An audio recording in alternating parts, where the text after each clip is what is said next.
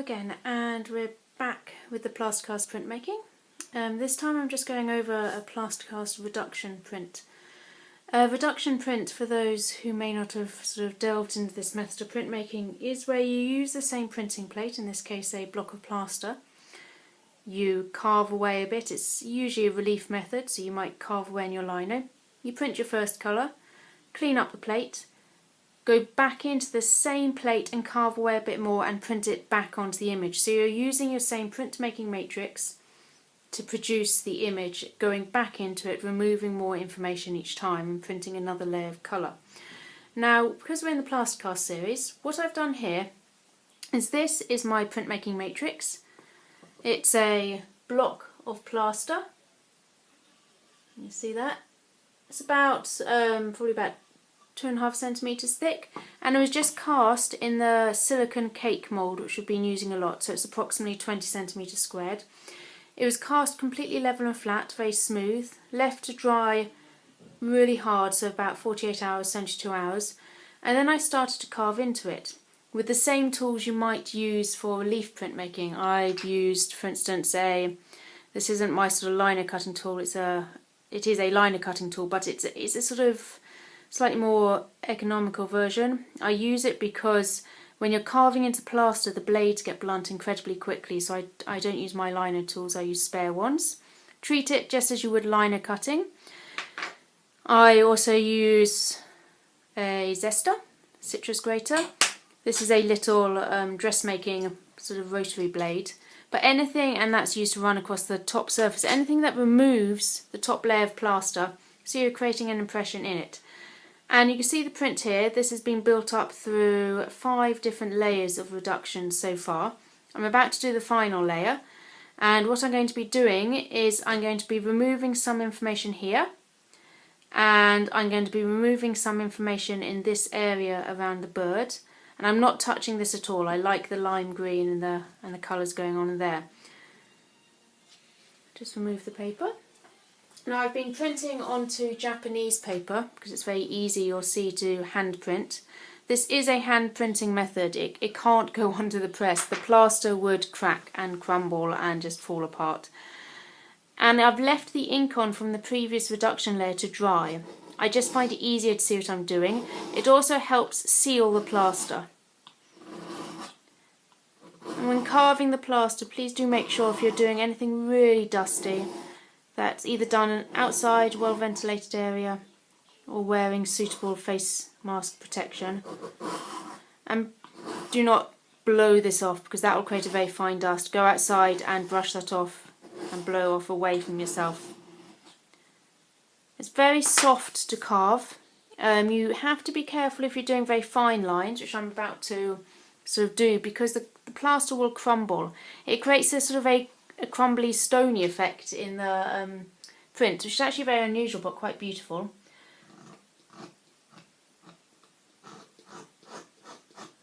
But it's very easy to carve, so you can get quite dynamic effects. There's not much resistance.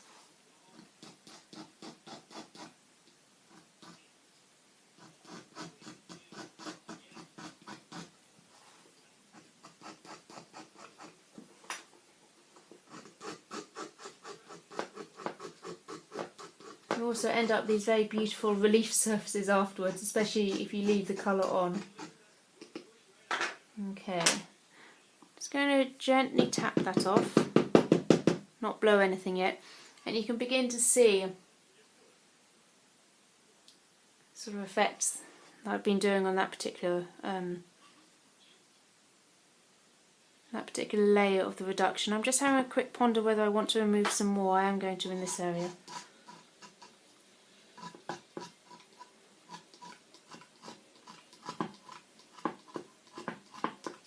Just a few more little bits. Okay, now before I get the ink out, I'm just going to go in with it's a little rotary blade, a sort of dressmaking markers tool. It's got little points, and the plaster is very sensitive, so it will pick up on these little dots. You can also obviously use sandpaper, all sorts of manner of things. You're basically just wanting to remove that top surface of the plaster. And it's really quite beautiful. It allows you to be quite expressive with your mark making. Okay, I think we're ready to get the ink out on that one. What I'm going to do is give me a couple of minutes to clean this up. Let's get that off my surface. There we go. Just going to give that a spray with it's just water. Hopefully that didn't catch the camera. There we go. Just to the water, as soon as the water contacts the plaster dust, then it stops it being so dusty, and it's absolutely fine. There we go. Wonderful. You also need to make sure, because you're using printmaker's ink and you're going to be using plaster, you want as minimal plaster dust on your surface before you ink up, because otherwise it contaminates the ink. Just going to go off camera and go and clean up. Just give that sort of a brush off.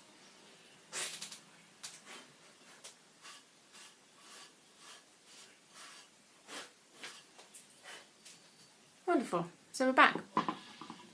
There we go. Okay, now I am using oil-based inks for this. I only ever use oil-based inks in my practice. So the idea of me telling you how it reacts with water-based inks is not really going to work, because as I say, I use oil-based inks only. That is a general rule of thumb.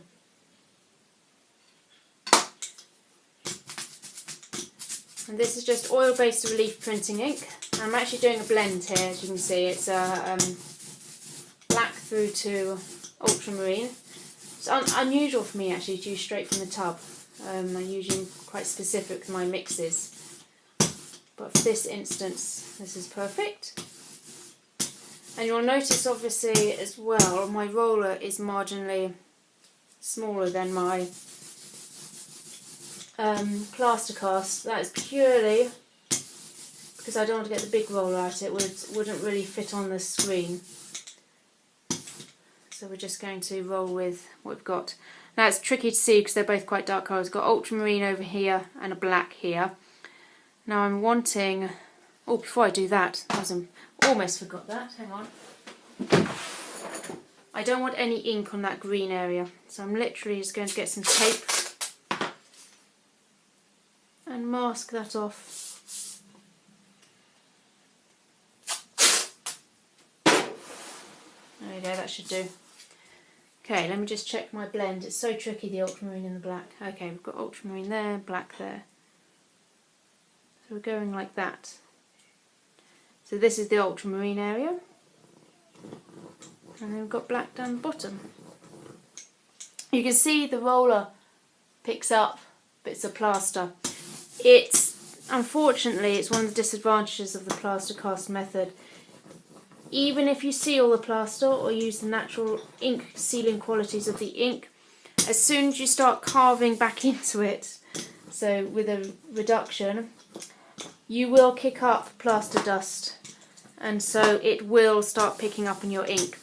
The actual printing block, the matrix, is incredibly stable, so you can addition from it. It will eventually start to crumble and sort of fade away. But just as you'll see when we hand print, just be gentle with it. You know, don't print it really roughly. What I'm doing now, I've just gone and grabbed a little roller because I want ultramarine at the top here. So I'm just being a bit cheeky to fill in that top bit, and I'm just going to roll a bit of ultramarine straight onto a little roller and go across the top there. So yeah, you do end up with little bits of plaster in your ink, so you have to, if you are additioning the plaster cast, you have to recharge your roller regularly. You also may end up with tiny bits of plaster on the actual print. Now, the way I found to deal with that is to let the print dry, the ink completely dry, and then gently brush it off. Some bits of the plaster will be in the ink and embedded in the ink and actually just stick to the paper, but to be honest, that is part of the quality of it. It makes it look quite stone-like, is the only way I can describe it. So I'm just going to peel. It's quite beautiful, isn't it? I've made my own fancy masking tape there. There we go. What I'm going to do now, I'm going to bring back the paper I was using. And the print. There's the actual print itself. Now, registration. I'm doing this by eye because it's pretty tricky to register a plaster cast print. Also, because I used a cake mould, the sides of my print are slightly sloped, so I couldn't really use a registration board because it hasn't got straight edges. So I am making sure it's in the right place. That's always a good start.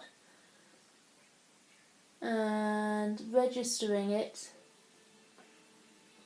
by following, excuse the head,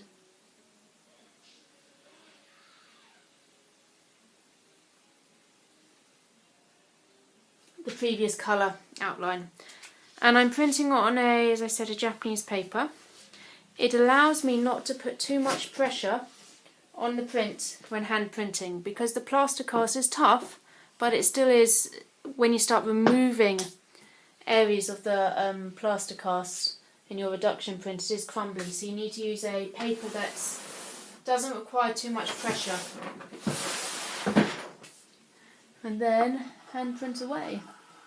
And I'm not, as I say, I'm not pressing hard on this, again, because you need to be just delicate with that surface. There's enough ink on there to transfer very cleanly.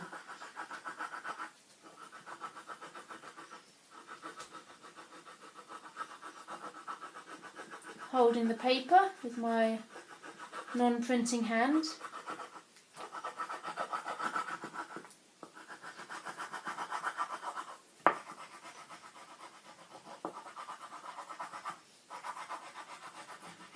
And it's a really, really nice way of working. It's very unusual, obviously, but the carving of the plaster itself is very beautiful. You can get some really, really unusual effects, and it's very sensitive as well. As I say, it does get crumbly as it's cured properly, so for very, very incredibly fine lines, it might have a crumbly edge. Just going to check my pressure. Looks good.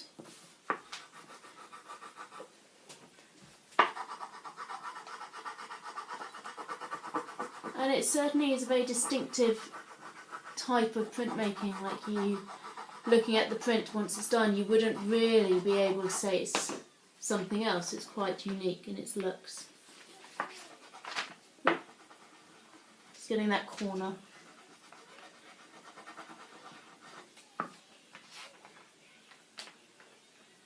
So a quick check I've got everything, which I think I do. Printed all the information, which is always good. Let's have a peek this way. Wonderful. So if I just pull that back slowly, obviously the green I had nothing. You can already begin to see the ultramarine coming through the black on the bird. And there are the spots coming out from the roulette. Let's pull that off now, there we go. There we go.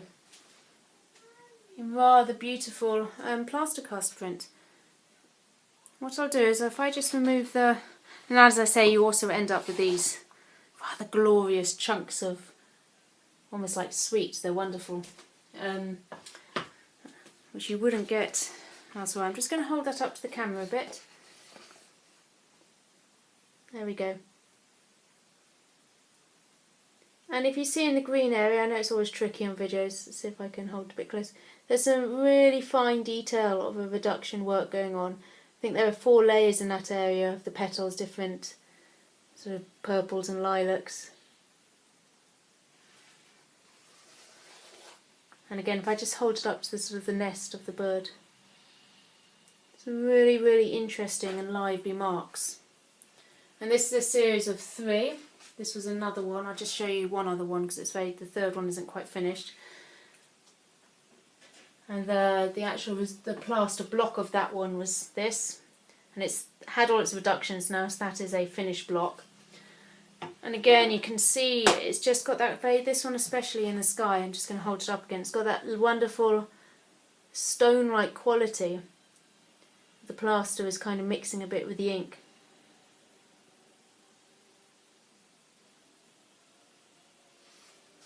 So all in all, a very satisfying, I would say, printmaking method. And it really is, you know, vibrant, some wonderful energetic marks, and very unusual because you won't be able to get these scratchings and these sort of thick gestural marks in very many reduction methods. So really, really interesting. Yeah, please do enjoy. Have a go yourself. Make sure you obviously, when mixing plaster, you check all its instructions and safety things and all that. And just remember to use oil-based inks, because it does seem to make a difference with the plaster. Have fun, and we'll be back soon with some more Plaster Cast printmaking. Thank you.